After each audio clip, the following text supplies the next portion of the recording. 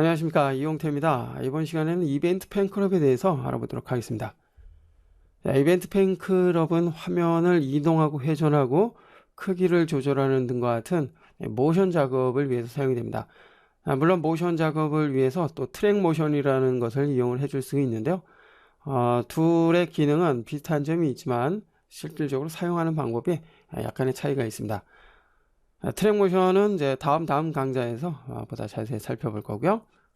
그리고 또한 이벤트 팬클럽에서는 마스크를 사용할 수 있기 때문에 화면에 특정한 영역만을 표현을 하기 위해서 사용을 하고요.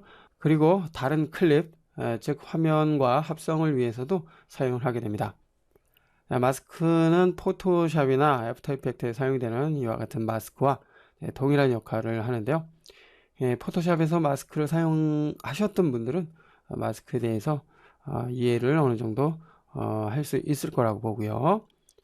자, 여하튼 지금부터 이벤트 팬클럽에 대해서 하나하나 살펴보도록 하겠습니다.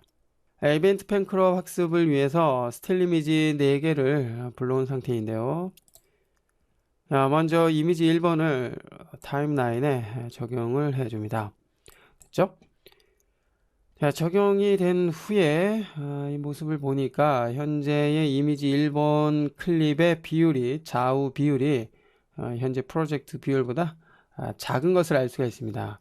자, 이 상태로 그냥 작업을 해도 되겠지만 현재의 이미지의 비율을 프로젝트 비율에 맞춰주기 위해서 일단 조금만 확대해 볼까요? 예. 자, 우측 마우스 버튼 스위치로 가서요, 메인테인 스펙 레이쇼를 해제를 해 줍니다. 자, 그러면 해당 클립의 비율이 프로젝트 비율에 맞춰진 것을 알 수가 있습니다. 자, 이제 이 클립을 통해서 이벤트 팬클럽 살펴보죠. 이벤트 팬클럽을 사용을 하기 위해서는 해당 클립 우측 하단에 보시면 첫 번째 거죠. 이벤트 팬클럽이라고 이렇게 버튼이 있는데요. 버튼을 클릭을 해 봅니다.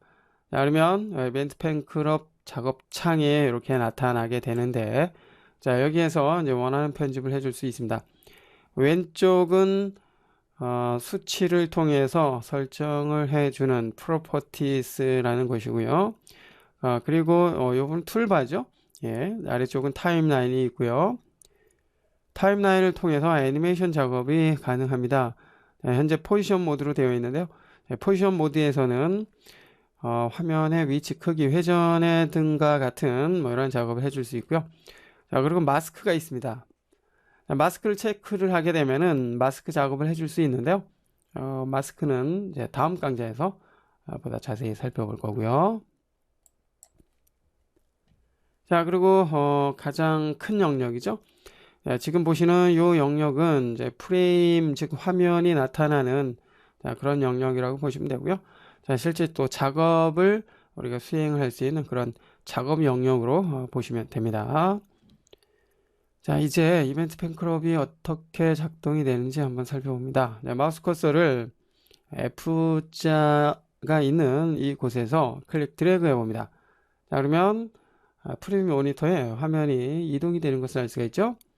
자, 여기서 F 영역을 왼쪽으로 이동을 하면 프리뷰 모니터에서는 반대로 오른쪽으로 이동을 하게 됩니다. 자, 이것은 우리가 카메라 렌즈를 통해서 사물을 촬영할 때와 같은 구조로 되어 있다고 보시면 되는데요.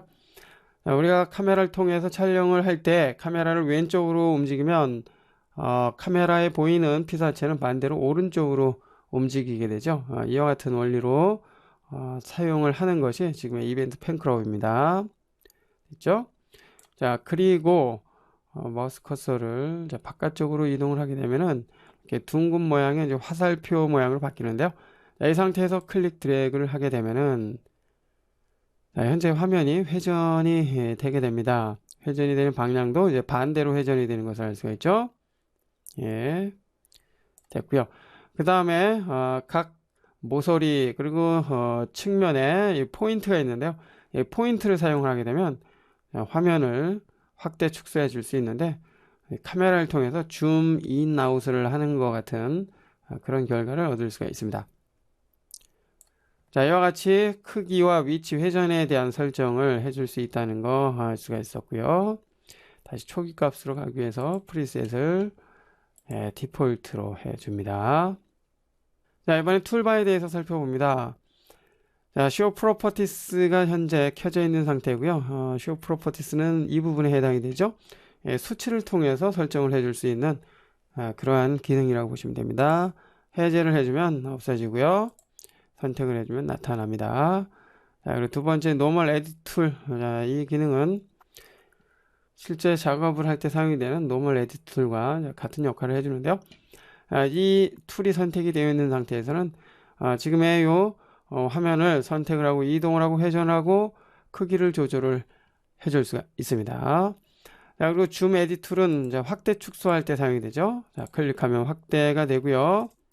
자, 그 다음에 오른쪽 버튼을 클릭하게 되면 다시 이제 축소가 됩니다. 자, 그리고 Enable Snap 툴이 있는데요. Enable Snap 툴을 사용을 하게 되면 이동을 할 때 여기 눈금이죠. 눈금에 그 격자에 딱딱딱딱 맞게 이동하거나 회전하거나 크기를 조절을 해줄 수가 있고요. 자, 그리고 그 아래에 락스펙 레이시오가 있는데요. 크기를 조절을 할 때 일단 이동을 해주고요. 크기를 조절을 할 때 항상 이제 비율을 유지를 하느냐 아니면 비율과 상관없이 원하는 상태로 크기를 조절을 하느냐, 그것에 대한 설정을 해줄 수가 있고요. 자, 그리고 아래쪽에 Size Above Center는 크기를 조절할 때 보면은 이제 센터, 즉 중심을 기준으로 해서 크기가 조절이 되는데요. 해제를 하게 되면은 크기를 조절하기 위해서 선택한, 즉 클릭한 그 지점에 대칭이 되는, 즉 반대되는 지점을 기준으로 해서 크기가 조절이 됩니다. 자, 여기는 이렇게 크기가 조절이 되죠. 자, 여기는 이렇게 조절이 되고요. 자, 이럴 때 지금의 Size Above Center 적절하게 이용을 해 주시면 됩니다.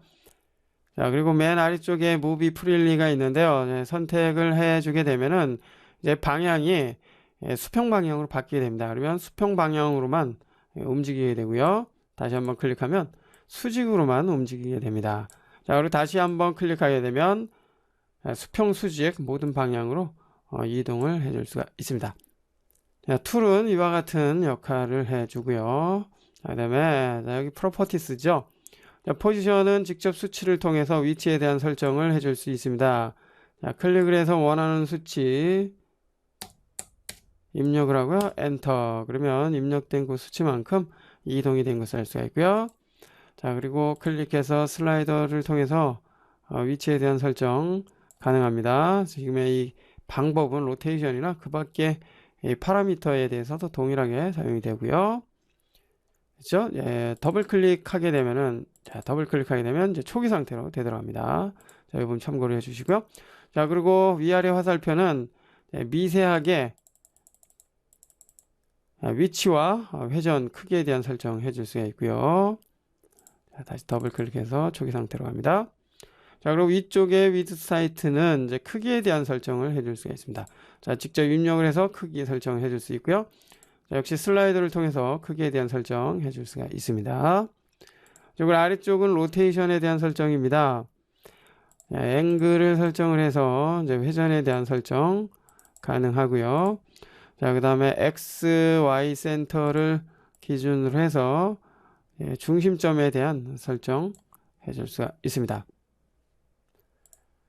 자, 그리고 키프레임 인터폴레이션이 있는데요. 이제 이 부분은 이제 키프레임, 즉 애니메이션이 만들어졌을 때 키프레임과 키프레임 사이에 그 움직임을 부드럽게 해주기 위해 사용이 됩니다.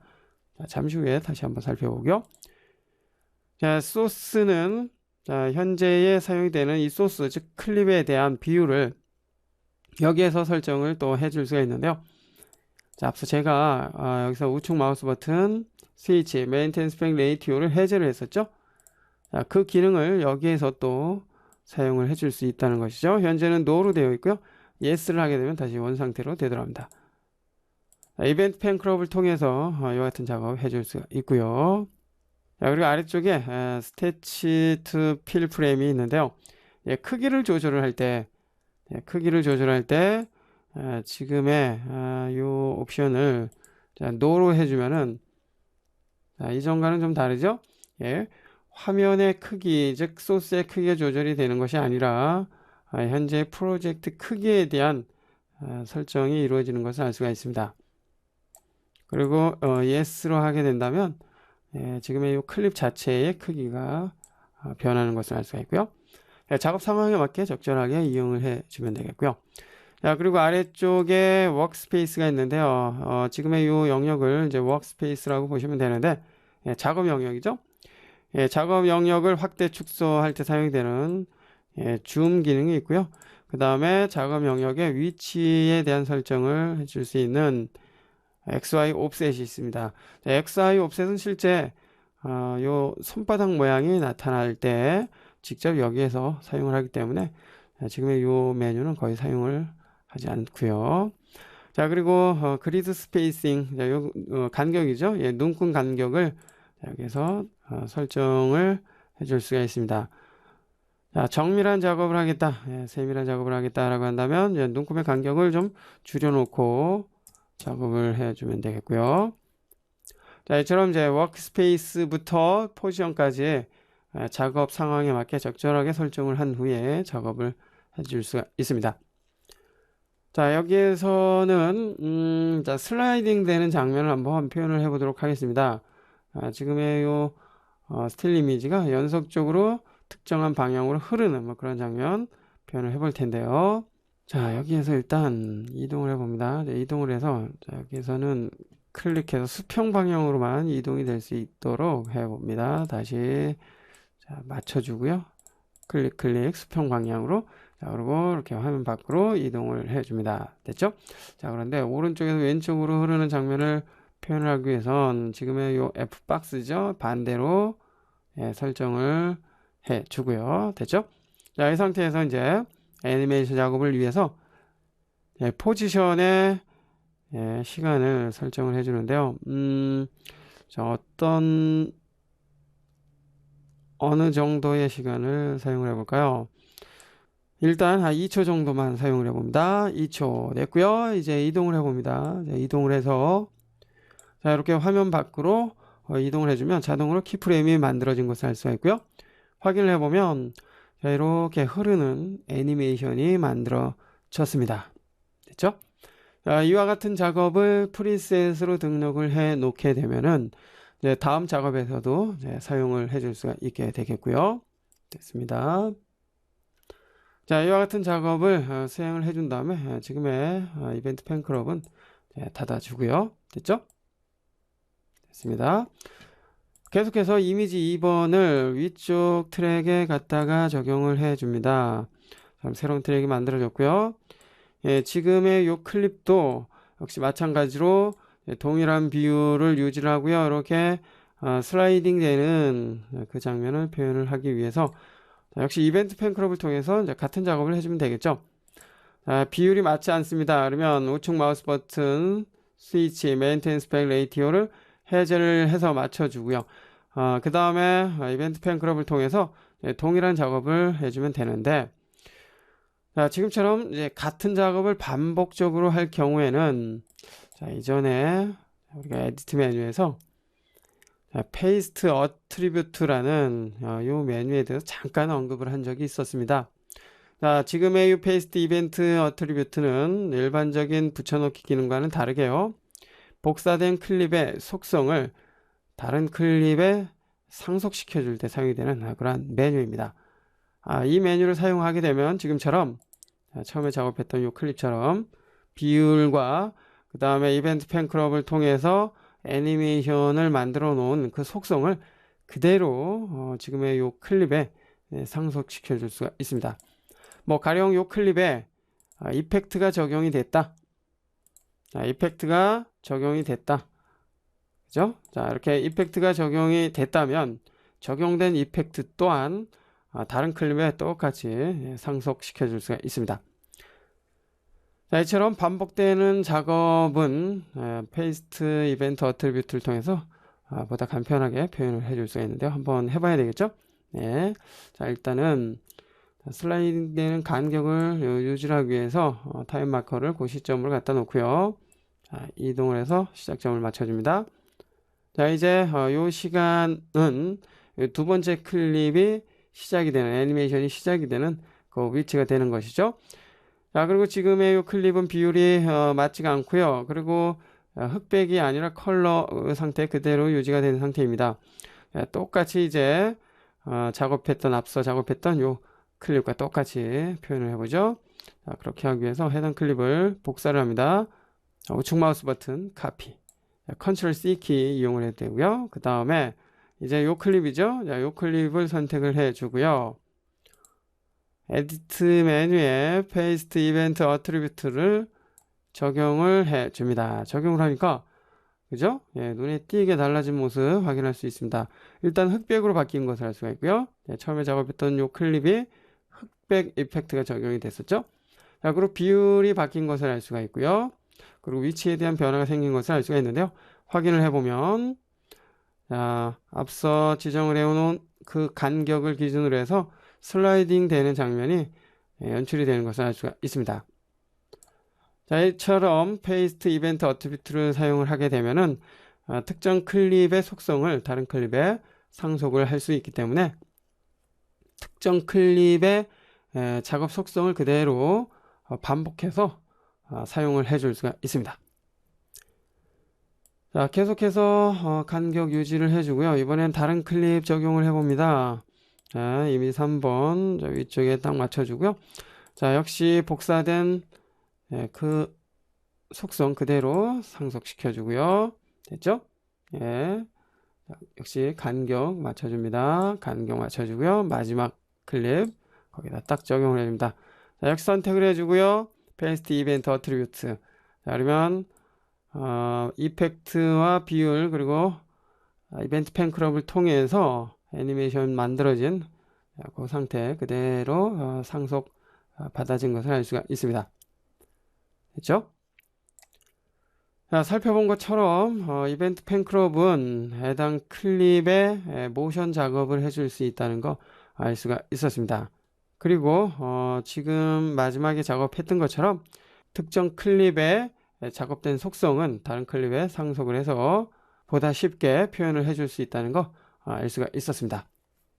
이번 시간에는 모션 작업을 해줄 수 있는 이벤트 팬클럽에 대해서 살펴봤습니다. 다음 시간에는 이벤트 팬클럽에서 사용할 수 있는 마스크에 대해서 살펴보도록 하겠습니다.